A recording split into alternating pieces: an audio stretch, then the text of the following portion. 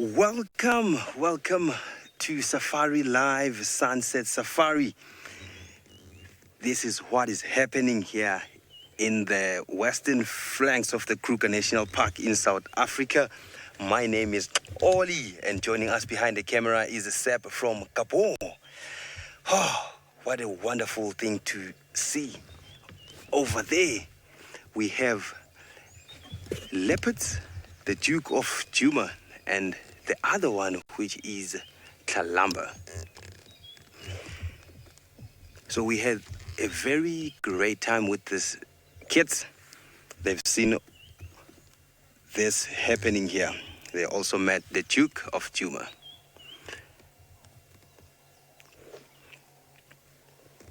He's high up in the tree with his kill, an impala carcass. He's busy feeding, and the hyenas, two hyenas, are just down here trying to grab some pieces of meat falling from the tree. And the other leopard is on the right-hand side there. You can see it's sitting there, but it's not comfortable, and that's not a comfortable spot.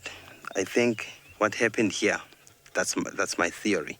I think this leopard we are looking at right now, it was on this kill, and Tingana was away, and then Tingana came back, and then he found this leopard right in his kill. So that's why he's not sitting well there. He's afraid of these hyenas, you can say.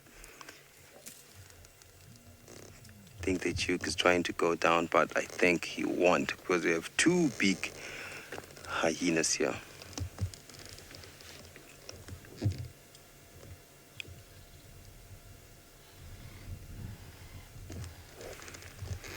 So we can see it's time for us to change the angle, because the Duke is busy changing his angle too. So while we're doing that, let's go to Jamie with the Inkuhumas.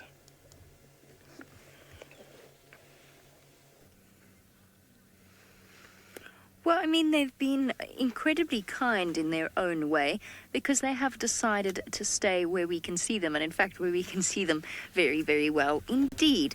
So good afternoon as we continue on with our sunset safari. My name is Jamie, and if you missed it, this afternoon Davi is on camera with me, serving as both my cameraman and occasional sunglasses provider as necessary, depending upon what the needs of the day are.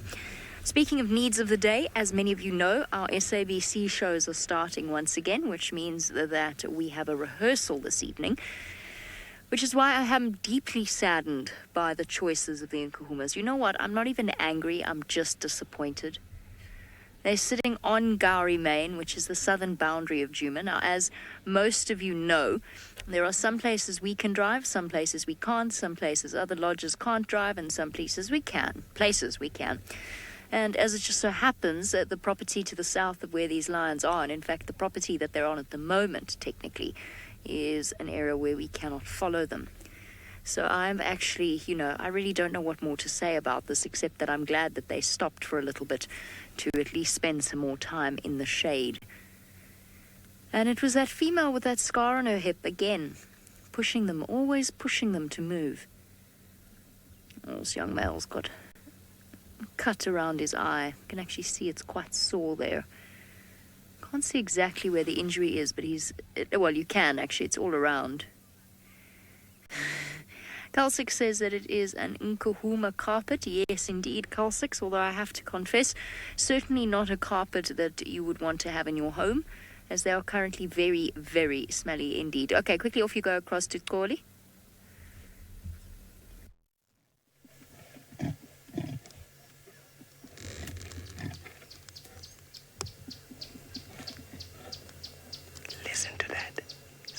Happening. There's some conflict happening right now, right here. This leopard is trying to sneak in to that kill.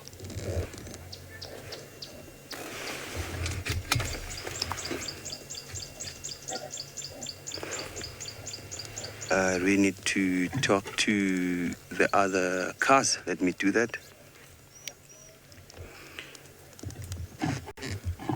leopards spotted in a kill just right on the right hand side of the Vuyatela Dam.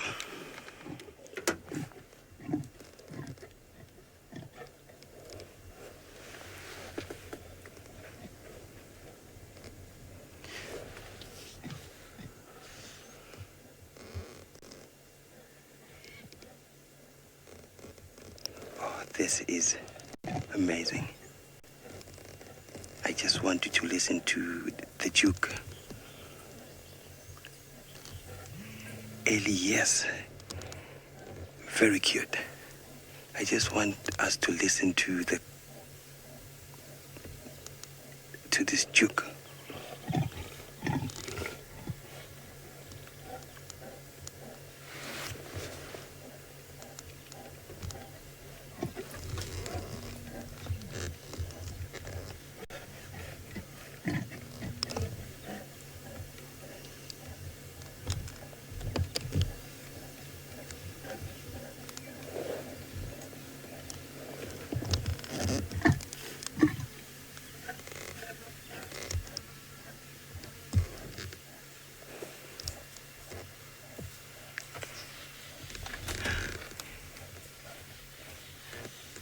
I believe you can hear him breathing.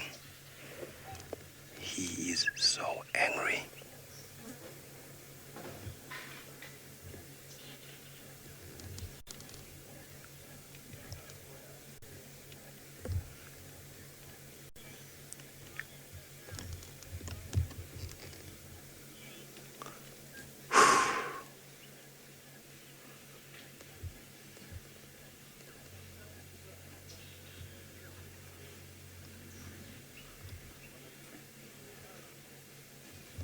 Yes, James. Tingana is so well.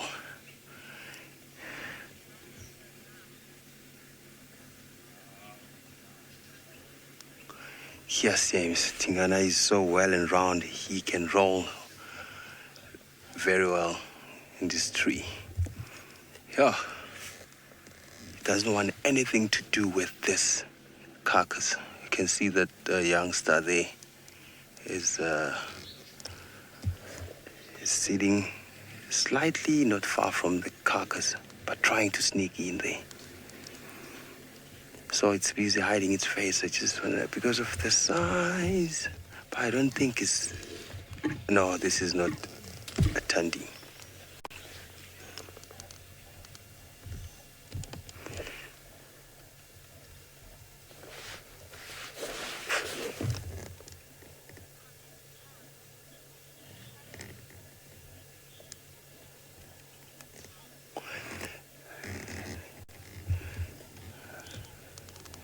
Tom wants to know, is Tingana tolerating the female leopard because it is his daughter?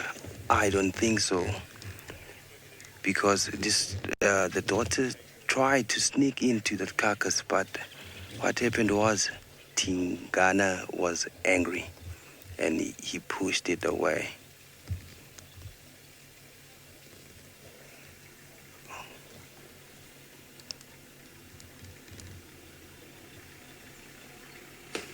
Oh, this is amazing. Look how he's panting. It means he ate a lot. And the worst part, it was very hot today, about 33 degrees Celsius. That's 91 degrees Fahrenheit. That's why he's so panting.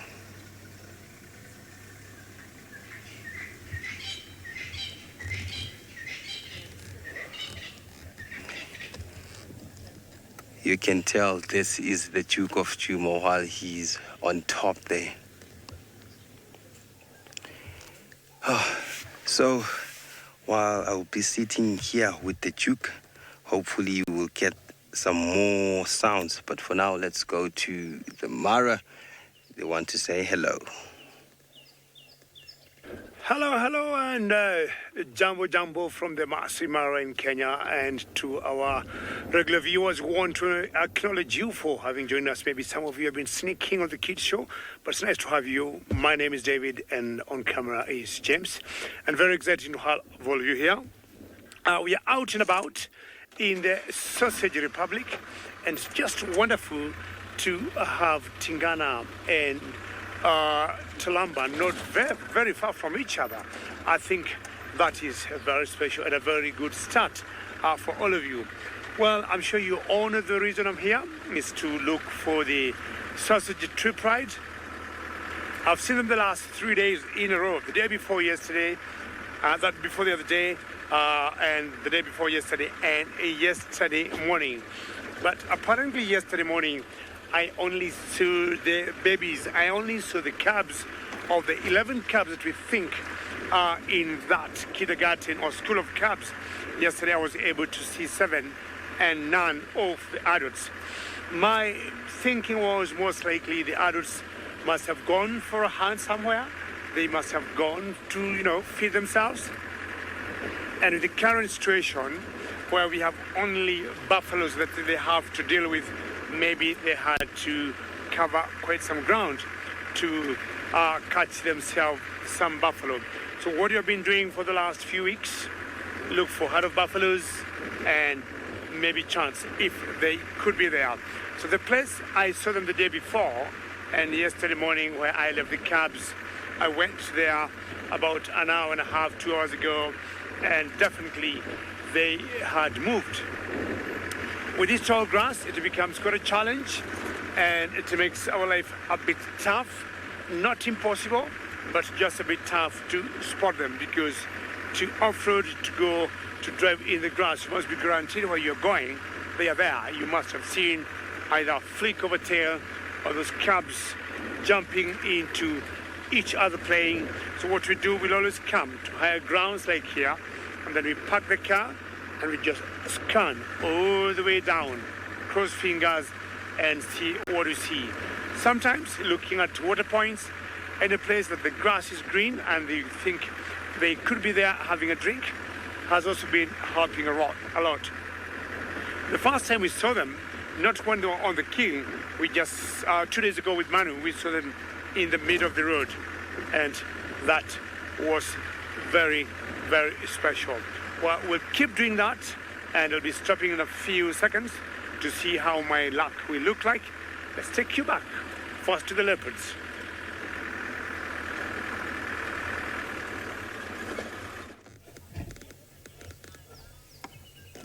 Listen to that. Listen to that.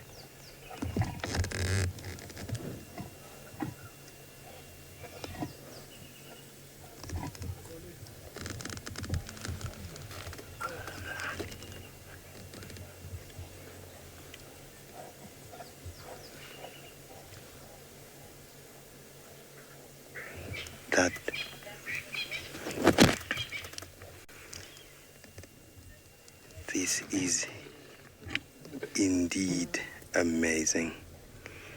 This is indeed amazing.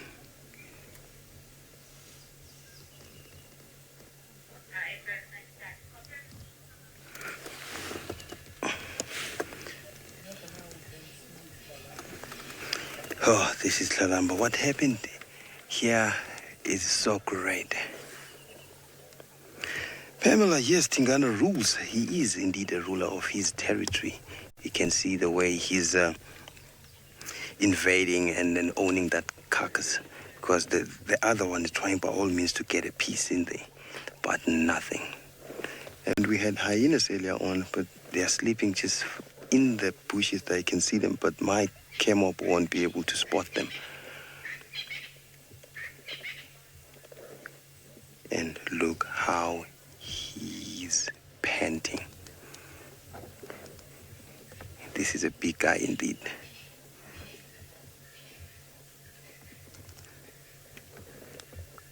Oh.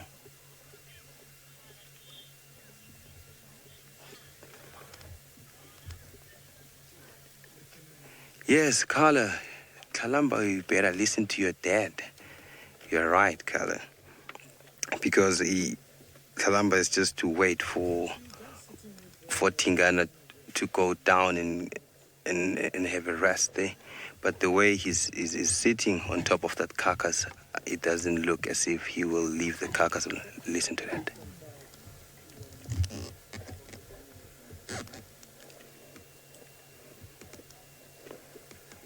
That's not a comfortable spot, Tlalamba. And Tlalamba can't go down because of the hyenas. He will just struggle up there until everything settles down.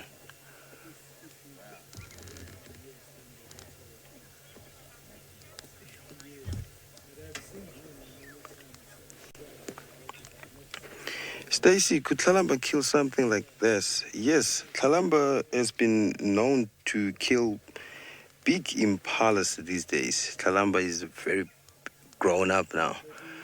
But looking at this carcass now, I think I've made a mistake earlier on that it was an impala. These legs, they don't look like an impala, they look like a kudu. These legs, they look like a kudu. I'm sorry about that. I was super excited, so I didn't pay much attention. And so Tlalamba, she will be owning a territory soon. So that's why she has to sharpen really her skills before she owns a territory. But for now, let's go to Jamie while we are still smelling this smelly carcass.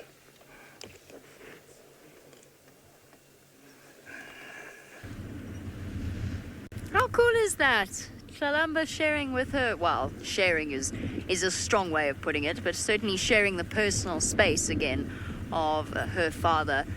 Tingana seems to be unable to rid himself of his offspring. They seem to follow him around everywhere.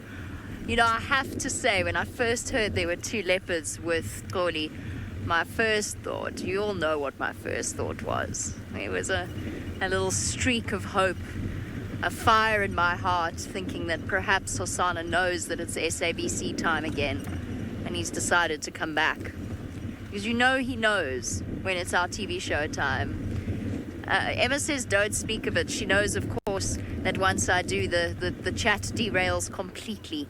So please don't derail the chat talking only about Hosana, but you're allowed to talk about him because I'm talking about him. I've left the lions, obviously, and there are other vehicles who would like to see them as well. So we've pulled out to make space. We'll head back there as it gets cooler if we can squeeze our way in. I think the chances are that they are going to cross south into Little Gowrie, which is sad, but just the way things are. So I'm going to be faced with a truly brutal rehearsal this afternoon or this evening, which is going to make life even more tricky for us. Hey, Darby, here we are sitting with our fancy FLIR thermal camera and nothing to film. It's like being all dressed up and nowhere to go, only worse. All kitted out and nothing to film. You know, there was a comment on the driver's video, the one that we put out about who's the best driver, and there was a comment there saying that I'm definitely the worst because I don't drive very fast.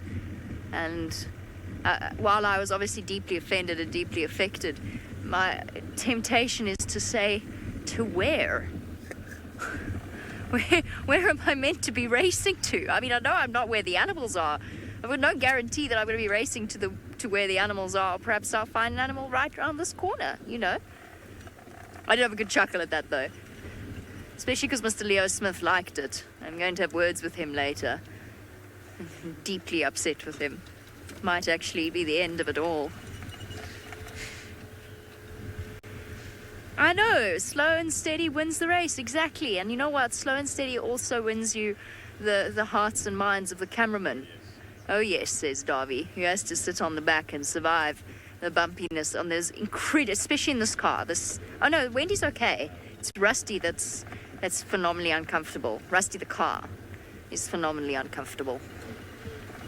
They were cruising along at a sedate pace, I might add. I mean, I couldn't go fast if I really wanted to. We were cruising along at a sedate pace to Buffelshoek Dam to see whether or not Tundi's around. Although I imagine she's on her way to Tingana as well. It's just going to be one of those days. Now, of course, here we are not obliged to go very fast at all. But Gigi up in the Mara, well, he has to go at a slightly speedier pace.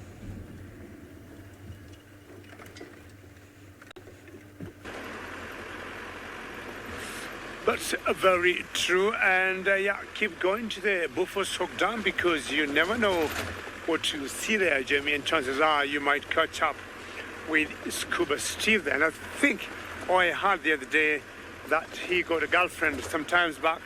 When I was in Juma, he used to be alone in such a huge pool of water.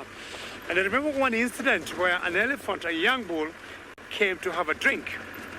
And I think Scuba Steve was not very impressed by that ellie there. And he wanted to push the ellie out.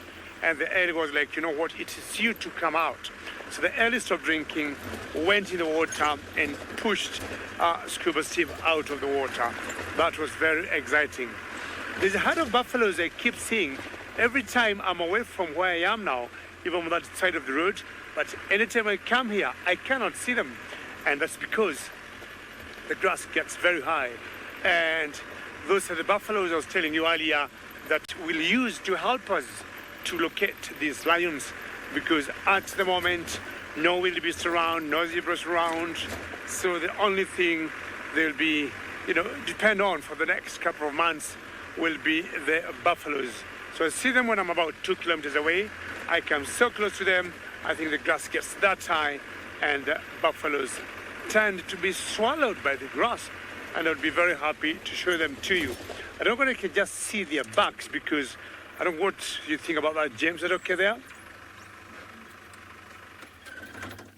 I agree with you. I'm saying they can go and swim in the grass. But I think I'm at one of the highest positions on this road. But you can see how tall the grass is in the Mara. That's the red oat grass. And from a distance there, those are the Cape buffaloes. See what I'm talking about, how they tend to disappear. From a distance, they come out very well and they come out very clear. And when I get close, they tend to be swallowed. Or as Em's telling me, Em is the director of the safari today, they tend to swim in the grass, just like Scuba Steve likes swimming or staying in Buffalo Soak Dam. Hello, buffaloes. So the white birds you see flying there are the egrets. We call them cattle egrets. And you can see the amount of breeze at the moment. Not very strong, but it's enough just to keep everything feeling fresh. Number two, you're asking, is that why they could doing the control ban? And you are absolutely correct. Now, there are so many theories, number two, of why they do the controlled banning. And the reason is, well, they say, number one, they're going to ban all the tall grass. Number two, see there. Now, we're just about to get the long rains in Kenya. And once the long rains come, especially here in the Mara, we'll get fresh shoot of grass that will pop up. And when the wildebeest come back, they'll have a lot to eat. Number two, they tend to think any parasites, any ticks, any mites in the grass there, it's banned. And if you could have anybody who would have introduced anything foreign here, a tree, a plant, a flower, a bush of some sort, then most of the plants here or anything exotic will not stand the fire. But this grass you see here, number two, once they sense the fire, they have very special seeds in them. And that seed just, I would say, pops up. And what happens once that seed pops up? It calls itself like that, and then it digs itself in the ground and buries itself there. So once rains come, they pop up.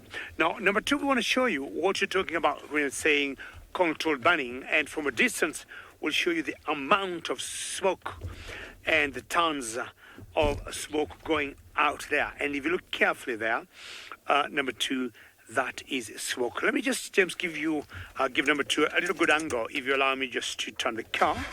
We'll have a better way to look at that amount of smoke there, because we've got some that's quite large, it's going all the way to the sky, and we've got fresh ban that's not very far from where you are, or where we are, rather. So in the background there, number two, you can see the smoke, and to the left there is the Ololo escarpment. And this is done sometimes every year or every 2 years. Laura, you're asking, is there a bit of concern that there's a bit of lateness in the rain? Laura, I'll agree with you. I would say yes, because in the next 2 or 3 days, we are coming to the end of March. That to me is not the normal pattern of the rains in the Mara. Things, they have become a bit erratic. And you remember, like last year, Valora, the wildebeest came in rather late. We have seen long rains coming rather late, or we have seen long rains coming as short rains. We have seen short rains, falling like long rains with big intensity. It has been quite erratic in everything, Valora. So I agree with you. For me, I would feel concerned by now. It's rather late. But when we look, Valora, in the sky, we look everything, we smell everything, we have all sign of the long rains in the air, and we are smelling it, we can see it in the sky, so I'm sure it's just a matter of time before the long rains come. Alrighty, it's gonna...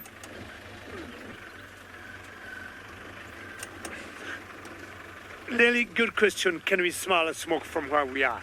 Yes, we can, because apparently the wind is blowing towards us, and what's happening, because the smoke is a lot, we can smell it. On our way here, Lily, we drove very close to the fire.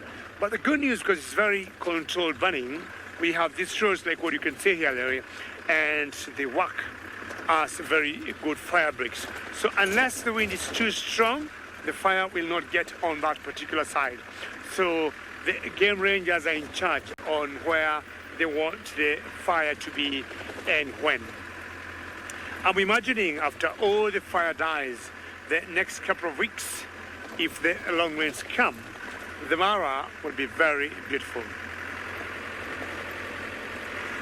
Well, it's always beautiful here in the Mara, even without the short grass, with the long grass, as you can all see. So I'm saying it'll even be more and a lot beautiful when the long rains come after the fires have stopped. Ollie, let us know, what is the Duke of Juma doing at the moment? You too have been enjoying, but not much has been happening since we went off air. Talamba is still on the same spot, and Tingana still on top of his kill. Hey, Talamba has grown, but this behavior here, it reminds me of Tingana and Hosanna. Do you still remember that? While they were both caught in one sighting. That was really amazing. Oh, Talamba is she's sleeping now. Oh my God. Oh my goodness, please don't sleep.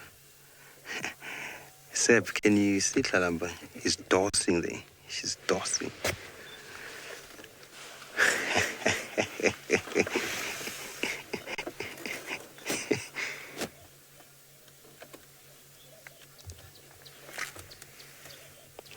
Jenny wants to know, do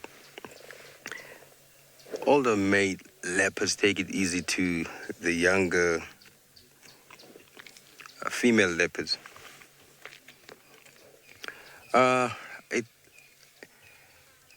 I really don't know that an answer to that, but my theory will be they do.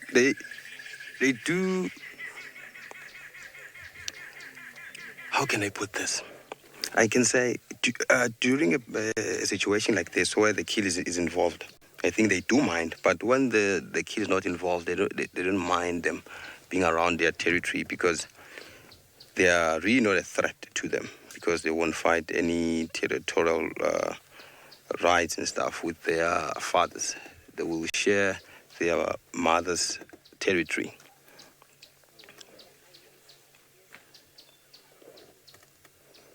But Tingana, can see now, he's mad at this youngster.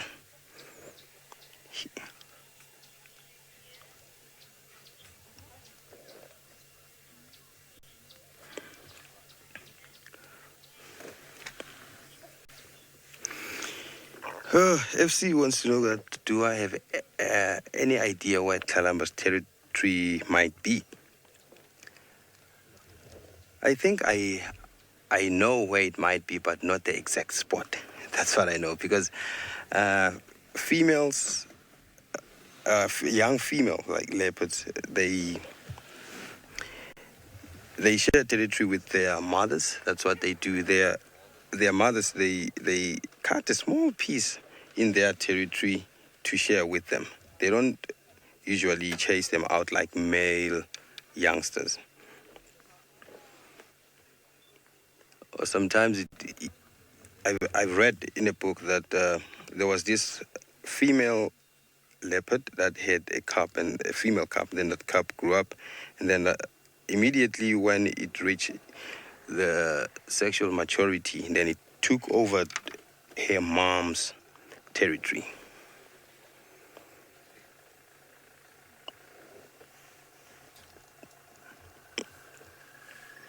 Please don't fall there. You can see she's not well there. Yes, she will fall out of this tree because she's not on a comfortable spot there. Oh, shame. Oh.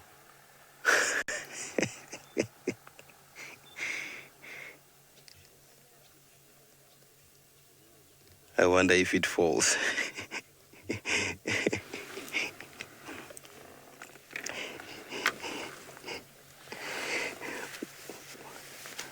What's your one-word tweet, if you can tell how Tlalamba looks? My one-word tweet will be like, funny. What's your one-word tweet? Send that to #SafariLive on Twitter.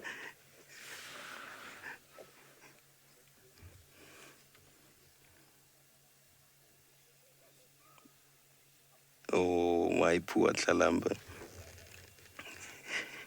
Ooh. MNFC, she's saying, hairs is silly. Oh, shame. She's asleep. Oh, what a beauty.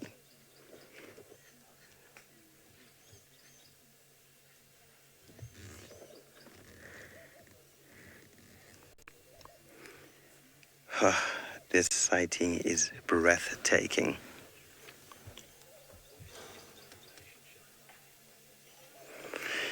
Cecilia Presso, that's your one-word tweet. I thought maybe she wasn't going to sleep. And then Tingana is more relaxed now. He's not growling anymore. Mary Goofy.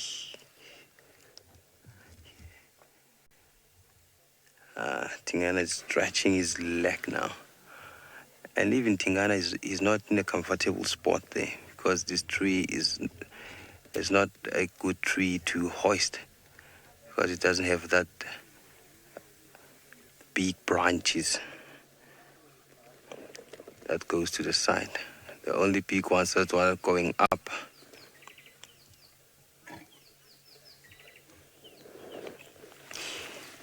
Lily H8 is saying it's unbalanced. Yes, really, she is unbalanced the way she's sleeping. I remember there was a question when I was doing a kids show. They asked why do leopards sleep in trees? Like, do leopards sleep in trees? Then this is the reason why they avoid sleeping in trees. They do sleep, but it's not comfortable. They prefer the flat grounds. And we have the bird there. Can you hear that bird? Hoy! Hoy! Hoy! That's a grey Galway bird. A grey lorry.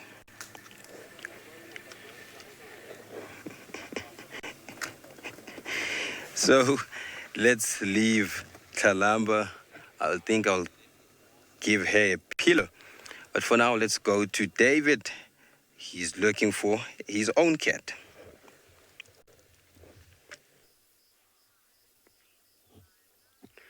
Ollie, what are you talking about? How do you leave those beautiful cats on their own? Where are you going? Anyhow, I'm sure you might be going for better animals. And I decided to give myself a commercial break and breathe out with a bit of a western horizon, because my search for the sausages have been a bit challenging. And just show you that beautiful sky there, and you can see how the sun, or where the sun might go down on the western horizon, with the tip of the old Lolo escarpment. Not very sure I'm going to see a beautiful sunset now, because, or today rather, it's very cloudy, but hopefully things might improve much better later on. Who knows? Now I want to show you this particular tree here. This particular tree in front of me here, we call this tree here the giraffe tree, because that tree takes the shape of a giraffe, but unfortunately it broke a few weeks ago, I think because of age and the weight of it. But one part is still green. It's a very famous tree. Anytime we are out here in the bush and we get lost or something happens, we have used it many times for references. Now, the sausage tree pride have been here for 2 days in a row, and not very far from there, another 200 meters or so, there's a pond of water, and they found out it's like a natural spring, and they went drinking there, and this tree or that pond of water is what brought them to this particular tree. Now, they are not here, they have moved, and I also have to move and maybe go to a different area. Now, this pride got a very huge territory. It's massive territory, and I know how strong they are.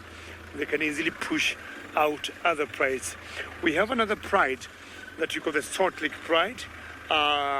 My friend Lauren and Manus saw that pride this morning, and where it was, it's not its familiar territory. They are rarely found there, but something tells me either the sausages have been slowly pushing them in that particular direction, which is more, I would say, of northeastish direction, because that's too far from the area. The area of Salt Lake, of course, they neighbor the sausage tree pride, but I think they have gone so close to an area where we see another pride of 3 girls that we call the Mogoros. Now, it was interesting because Lauren said she saw Kipuli with that group, and Kipuli, I'm sure you all remember, is the very famous male lion that fought 2 nomadic males in one day, and she took control of this particular area, and she went back to the sausage girls before the old Donyo Pike came and we think pushed him out. Very good. So keep looking in the grass here or on the road, crossing fingers something nice will happen. Let's go back across to Jamie in Juma.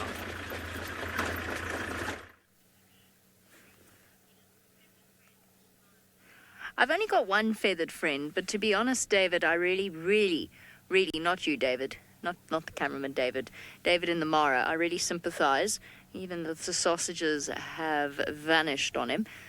And my Nkumas have done the same thing. And now even my Hornbill doesn't want to be on camera. It was out beautifully in the open, snacking on termites from a big pile of dried up elephant dung. And then as soon as it was time for him to be live, he decided to go and hide behind some grass. At least we can actually sort of see it as it munches away. Each of those little head back tilts is the destruction of the life of one tiny termite. So it's picking them up termite by termite by termite, those little species, the microtermes, not those large termites that we see building those massive termite mounds, but the little ones. And that's what it's after. 1, 2, 3, 4, 5, 6, 7, 8, 9, 10, 11, 12. Wait, I'm going to have to do this scientifically. Ellie Fantastic says that they love hornbills. I couldn't agree with you more. I love them too. Right, I'm going to do this scientifically. I'm going to start counting in a 10-second period. And I'm going to do that starting now. 1, 2, 3, 4, 5, 6, 7, 8, 9, 10, 11, 12, 13, 14, 15, 16, 17, 18, 19. Okay, wait, we'll stop there. Okay, that was a bit extreme. So let's say 16 in a 10-second time period. Let's say 15 because the maths is easier. Let's say he's 15 termites in a 10-second time period. That is equal to what? 90. Ha. Totally used a calculator for that. I could have done it in my head though. 90 termites per minute, and we've been sitting here for the last 5. So therefore 450 termites in the space of the last 5 minutes. That was some really accurate maths and data taking. Flies! Gosh, stop biting me. It is a lot of termites. I mean, thank you very much. I'm just going to casually give my legs a spray with an unspecified brand of insect repellent. You shall not know what it is, for otherwise their competitors will be upset, and I don't know, actually don't know. Well, we could be being paid for it if I was going to tell you what it is, but I can't, so I won't. Sorry, I'm getting tired of the flies trying to eat my legs. They were eating the legs of the guys behind me, but since they've all sprayed with bug spray, now I'm just on my own suffering. I've been following on squirrel alarm calls around Buffelshoek Dam, which is where we saw Tundi yesterday. And Tundi to me was behaving oddly. Tundi always behaves oddly though. I can't go down this way while I'm live, so I'm going to hold off on that and go and see if she's gone to Buffelshoek Dam for a drink. Otherwise, I shall be lost to the great gaping signal black hole that is Nyala Road North. So we'll go back up the way. Okay, what I'm going to do is Emma's given me an out here. I'm going to dip my nose down into Nyala Road North and see if Tundi's about. While I do, off you go across to Goli, who's got the rest of the leopards of Juma.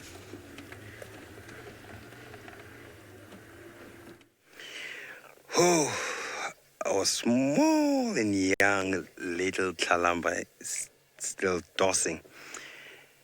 Good luck, Jamie, with looking and searching for Kalamba's mom, Tundi. Who knows, maybe she might pop up here and rescue her daughter.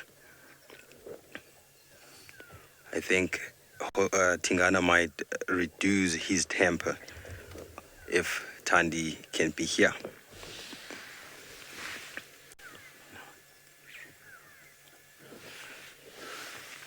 Hosanna is still panting, and what happened earlier on, Kalamba made a slight move. Stacy, yes, she doesn't look comfortable because of the spot where she is right now. Kalamba moved slightly while we were off air, and then Tingana growled again. I don't know why he's so angry at this little kid here. Oh, shame.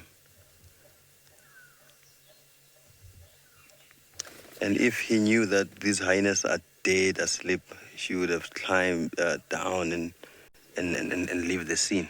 But it's good these hyenas are here so that we can see this interaction between these two leopards.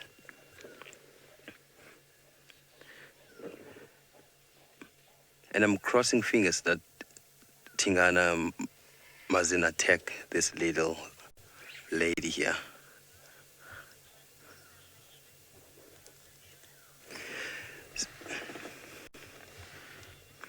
Some of the viewers are wondering that will Tingana take on the hyenas? If it's one, yes, he will chase off that hyena, but if there are two or more, then he will just leave the scene, because we know leopards, they don't like conflict. As they are solitary cats, they love being out of danger all times because they have to hunt on their own. So if they get injured, then they might not be able to hunt and starve, and they might die.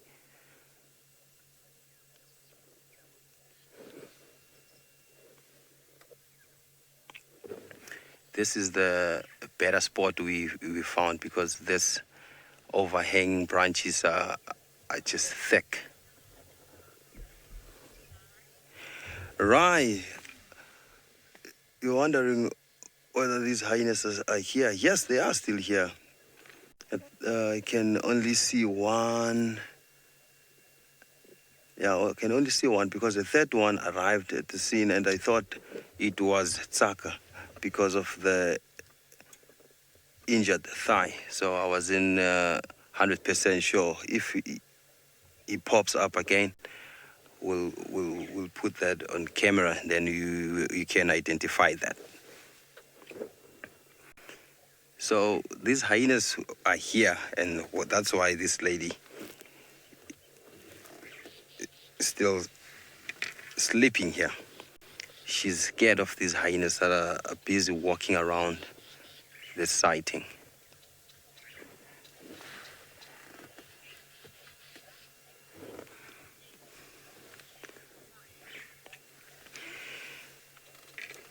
While Talamba is in her dreamland, let's go to Kitu searching for lions.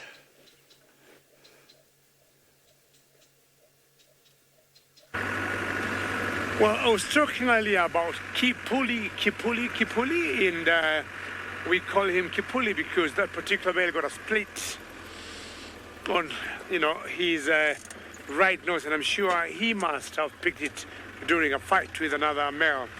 And the last dramatic show I saw with Kipuli, as I was saying earlier, is when he fought two nomadic males. He fought one in the morning and one in the afternoon.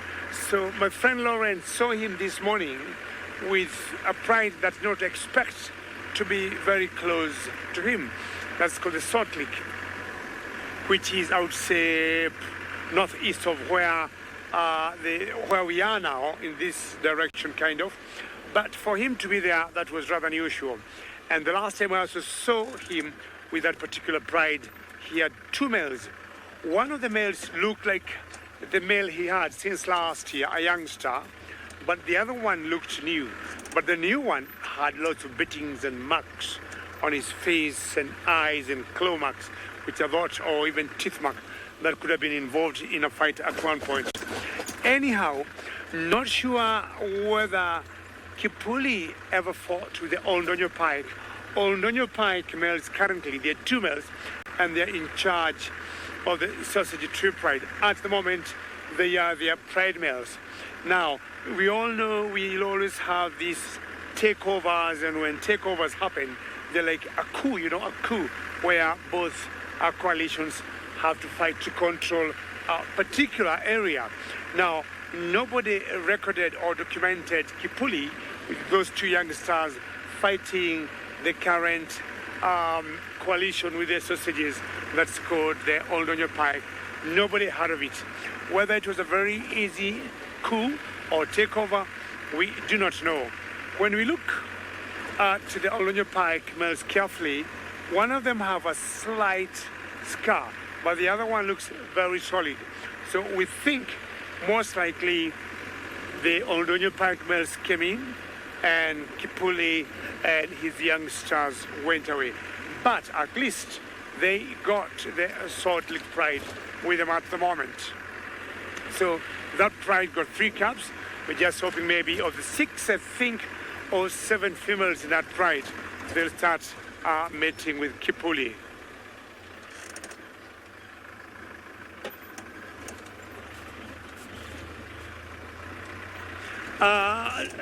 You have to give me that question again from Joy in Hong Kong, and I think it was something about the sausage tree mouse. And if that was the question, Kipuli had 2. Joy, you're very right, and Joy in Hong Kong, how are you today? And you're absolutely right. Kipuli has been tagging along with one of the males from the sausage tree for a very long time. And the last we saw him very well, he had 2 of those males from the sausage tree. Now, the next time I've seen him, which is, I think it was the month of February last month, he was with one of those males and not the other. So I do not know where the other one went, Joy, but he was with one of those males of the sausage tree. A lot of dynamics we have seen, I would say, the last few weeks here in the Mara. But Joy will keep definitely updating you. Just want to look a bit of sun going down there.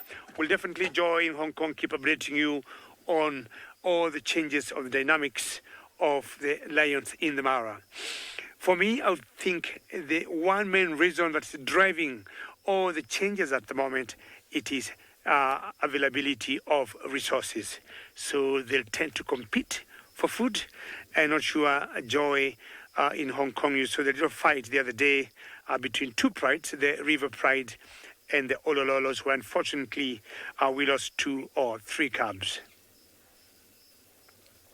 That's the sun going down. It's still very cloudy, not the very best sunset, I would think, but definitely something to, give us a nice ending of the day. Pretty quiet where we are. And Erin, the final control, says, yeah, every sunset in Africa is beautiful. And I would agree with her. I mean, she's directing the show today, and she says always they're beautiful. Not one that you'd say it's bad. But having been used to some fantastic sunsets and sunrises, they're always great. James, I don't want to ambush you, but if you pan to the right a little bit, we've got beautiful egrets just flying there, looking like at the very base of the Ololo escarpment. And they may be going to the direction of the western horizon. Hopefully they're going to come in the frame. And they're cattle egrets, and most likely they're going to roost now, having spent the better part of the day feeding, and mostly with buffaloes. And let's see where they're going to show up on the frame there. They're flying quite low, and it seems like they're going to perch before they get actually to the frame. You can see them there. If you look carefully, you can see some white birds flying. Getting a little bit dark here, but those are cattle egrets just flying over the grass of the Mara Triangle. Isn't that beautiful?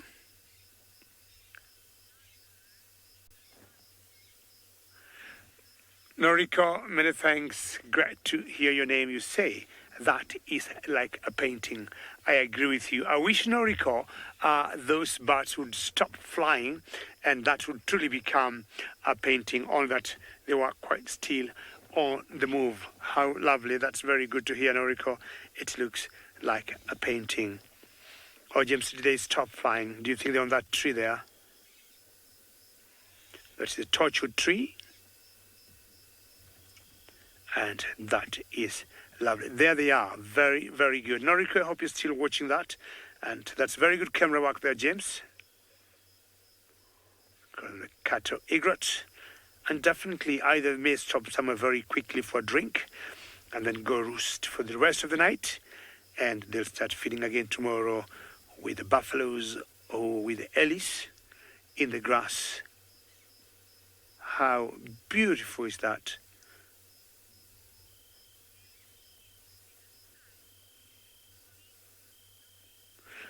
Excellent. Keep flying. Keep flying. Cattle egrets don't stay down.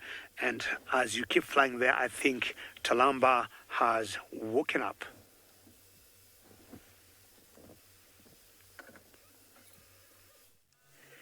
Wow, what a beauty.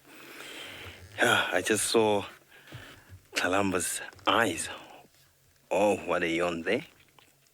They look greenish. This girl is so beautiful. So she's trying to relocate where she is right now. But Tingana, he's just growling and growling and growling. Oh, poor baby. Tingana has changed the direction now. He's facing on the other side. And and we can't get the belly there. He's super full. Her belly is super full. You can see it there. He looks pregnant. Will you go down a little bit, Seb? Just there. Just go down a little bit. There, look at this belly. He is super full. But he still wants to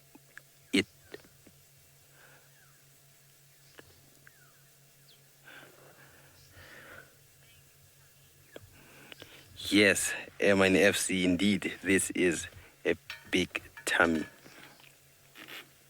It's like Corky when she's super full. They just want to feed and feed and feed and feed.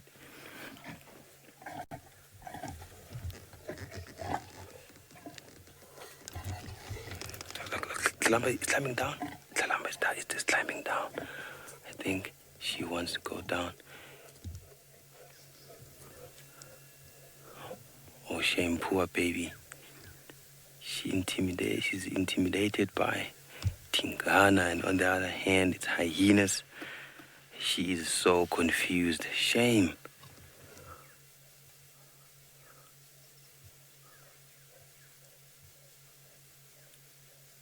Let me keep quiet and listen to the sighting.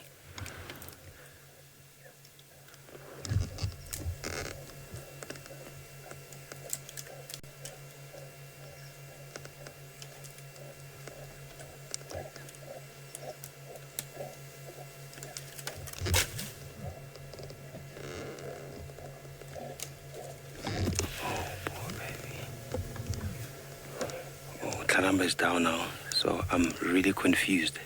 Must I stay with Tingana or Talamba? You choose. Send that to #SafariLive. Oh, she's deciding to stay with us. But if she leaves, what must I do?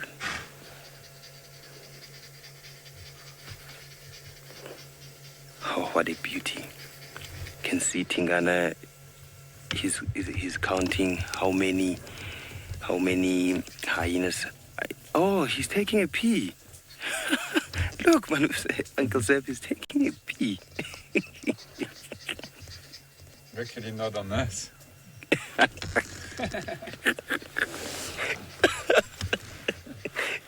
He's just taking a pee. What is he doing? What is he doing? He's taking a pee. Maybe we can get the sound. Let's listen.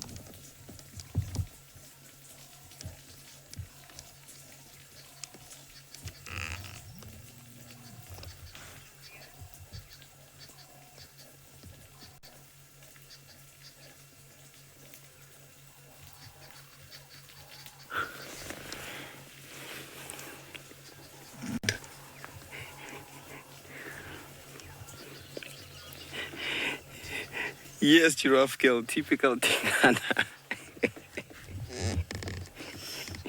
He decided to look at these hyenas and take a pee.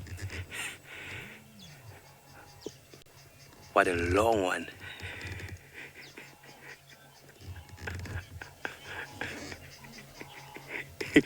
While I'm enjoying Tingana taking a pee, let's go to Jamie. Maybe one of her lions is taking a pee.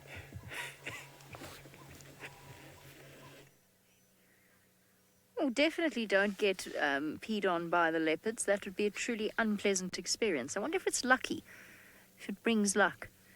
I'm sure actually, no, I doubt there's a superstition about being peed on by a leopard. Somehow, I don't think that's something that's developed over time. On to a different subject entirely. We are sitting with the beautiful pair of African hawk eagles that that Safari Live, and not just myself, I mean, before I started here in 2015, they were actually regular characters on our live safaris, and they've sort of, over time, because they nested in a different area where we couldn't follow them off-road, We've lost touch with them a little bit, but we've on and off seen them, the pair of spotted... What am I trying to say? Try that all again. We have always seen this pair of hawk eagles around Central Road, and now it looks as though they're nesting again close to the road itself, which means that we see them more regularly. And we've got the male and the female here. I love these birds. They're right up there in my list of favorites. I don't know where they fall. I don't think they fall in the top 5, but they come pretty close. Definitely in the top 10 of my list of favorite bird species. And the reason that I'm so particularly fond of them is because I find the way that they work together when they're hunting so intriguing to watch. I have come across them before with guinea fowl or with francolins that they have caught. So they work together incredibly well as a team, which is quite rare with birds of prey. There's not many of them that actually work together as a couple. They obviously, almost all of the species are monogamous to a point, but there's very few that work together while they're hunting. In fact, I'm trying to think, are there any others that I know of that work together like this? And I don't think there are. Here, at least. Every other bird of prey species that I can think of, it's very much an individual act, hunting. Now, Nikki says, what did Nikki say? Sorry, Emma? Was it not like a Wahlbergs? No, not like a Wahlbergs. Wahlbergs will hunt separately. Though, of course, our greatest devastation was the fact that here we go, we've got there eventually. Our biggest devastation, of course, was the fact that one of our Wahlbergs pair that we've been following for years came back with a different partner. And, I mean, it's a little bit like the divorce of a trusted celebrity couple, where you think that their relationship, well, if you're foolish enough to think that their relationship will last forever, and all of a sudden they divorce, and it's terribly sad. And it felt a little bit like that with the Wahlbergs. Exactly. Ems, I think you're a little bit behind the times there, saying the Brennan, the what's his name? Brad Pitt. Is it Jen and Brad of Juma? I think we're a little bit past that now. I mean, now it's been Angelina and Brad. How terribly sad. I don't know where I was going with all of this. Okay, all right. Okay, Emma, I'm not going to argue with you anymore. Emma says that we will never be past that. I'm not even going to think about arguing. Instead, I'm going to tell you that the presence of these hawk eagles has set off a chain of alarm calls from the squirrels to the cisticolas to all sorts, and the dwarf mongoose as well. Even though at the moment they're not hunting, they're simply perched up above what I think is their nest, that sort of messy, typical raptor nest. It's just a bundle of sticks below them. They're beautiful birds, aren't they?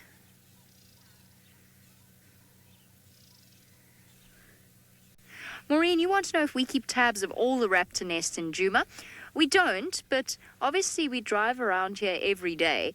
We're here constantly, so we do get to know the various individuals. The ones on Wahlbergs Road, the Wahlbergs eagles, I mean, they're when they are here, when they've migrated here, they're there every single day. So we do, in a way, keep track of them. We keep track of these hawk eagles. We keep track of the battaliers that move between Leadwood Road and Battalier Road, ironically enough. So, and the vultures, when they nest, we keep track of them as well. So if we do notice a raptor nest, yes, we will keep track of it. But I wouldn't say that we go out of our way to follow each and every single nesting pair of raptors. There are certain organizations that do that in certain areas. In the Mara, of course, Stratton keeps track of all of the martial eagle pairs within a massive area, which is a truly impressive feat.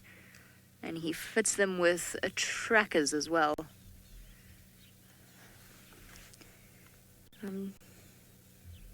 Just listening to Corley, sorry. Oh, off we go. Oh, everything alarm calling as our hawk eagles set off into what should be the setting sun. The sun, however, has disappeared behind the clouds, so why don't you go across to the Mara and see whether or not Gigi has got a better view than we do.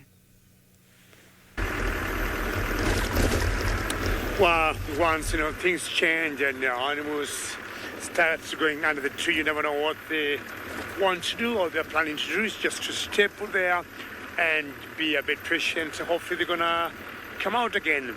Well, I have decided to give myself another break as I was watching the sunset there, and I've decided to give myself a break from looking for the sausages and I look for other lions. The Mara has loads of lions. I'm talking of so many prides, over 10 prides. As usual, we know they are territorial, they got their particular areas they live in. So neighboring the sausages is the pride I was talking about, the Salt Lake. As much as we think they are pushed further north, I'm not sure whether it's the sausages that have pushed them or it's because of looking for resources further northeast. I'm thinking now it could be a good thing for me to have a change and look for them. But apparently, even in this particular area I am at, once in a while, we have seen the sausages here. When I first met them at the beginning of last year, I found them around this area, and it was Kingtail and Kipuli and the two youngsters. Kingtail is the lead female or the oldest female in that particular pride. We usually call her Kingtail because she got a kink on her tail. She got 3 cubs, which is quite exciting. And when she gave birth, she gave us a bit of a hard time because we definitely knew she was pregnant. We saw her mating. One time we saw her mating with Kipuli. Then we saw her mating with one of the old Ndonyo pike males. So we are not very sure, or we would guess maybe those cubs are definitely from the old Ndonyo pike male, I would guess. And one of the females in that particular pride, because there are normally 5 females, there's a time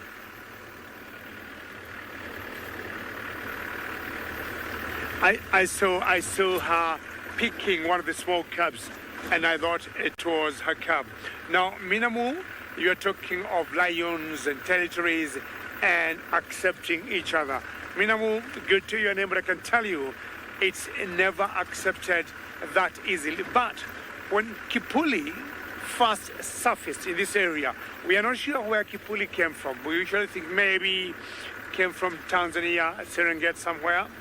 When he first came here, it was not easy for him to take the 2 young sausage males as members to join him and form a coalition. But he realized he needed brothers in arms for survival because, of course, Minamu, you know, 2, 3 is better than 1. For him, or for Kipuli, to face the challenges that he would either face from the old Ndonyo pike males, or maybe even from the nomadic males, he needed 2 other, you know, however young they were, to be able to show we are Benny and we are here. And Minamu, you know, normally lions will always put some signatures for their territories at night. But when you hear one lion roaring in a particular territory, it's okay. But if one roars, and shortly after, another one roars on a different pitch in the same area or in the same vicinity, the would-be intruders rather, are always like, well, I have to think twice to get to that area. But any one time we see them coming together, they'll always do their maths or their calculation and know, well, we better join in hands. Otherwise, on my own or 2 of us, we have no chances. But as it is now, the old Ndonyo pike males are doing very well. They have been holding that area and taking care of the sausage 5 girls. Apparently, the last 1 month plus or so, or shortly before I went home, and when I came back from home, I have only seen 1 member of the old Ndonyo pike. I do not know where the other one is. I'm not sure, you know, after some time, Kipuli will come and try him out with his 2 youngsters. Who knows? I mean, these lion dynamics keep changing every couple of months, which to me, I think it's very healthy.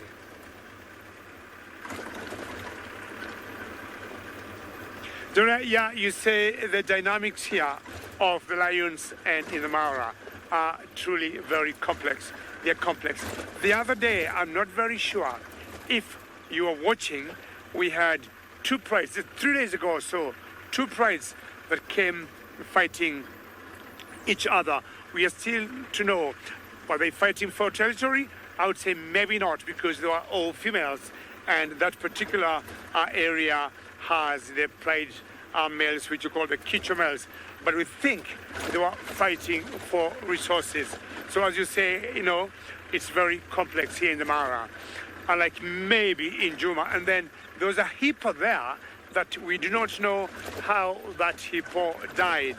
And we think maybe on his ascent from the riverbank or while coming down to the water, he might have injured or fractured his foot or hurt himself. And maybe he was bleeding, and maybe there's some hyenas maybe who might have tried to kill it, and maybe they're not very successful. And while maybe he was bleeding, the blood was flowing, because it was in the Mara River. And the lions might have picked that, and maybe two opposing prides met there. Well, ladies and gentlemen, from the Mara, on behalf of myself and James, we're going to say goodbye, and Oli might have the last few words for the show today.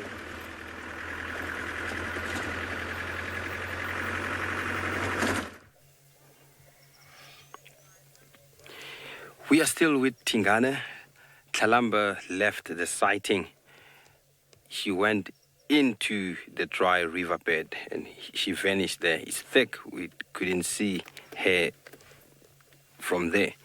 So Tingana is still panting hard and hard and hard. And this was the best sighting I had this afternoon.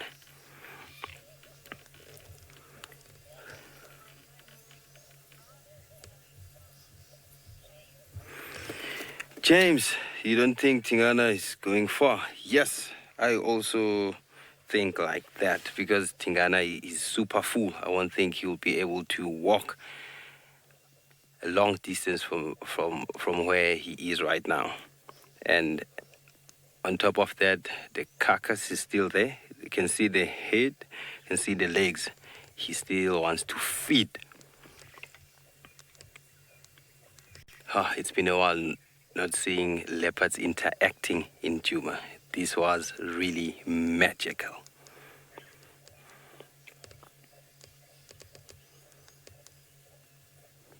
This is a big boy. Hopefully tomorrow, it's great to see them together. Tomorrow, I wish we will find you here, boy, so that we can give our viewers some great sighting. So, unfortunately, we come to the end of the show, but it was magical and productive. Hopefully, we will catch up what's happening. Thanks for your questions and comments. We'll see you on the Sunrise Safari tomorrow morning. Goodbye.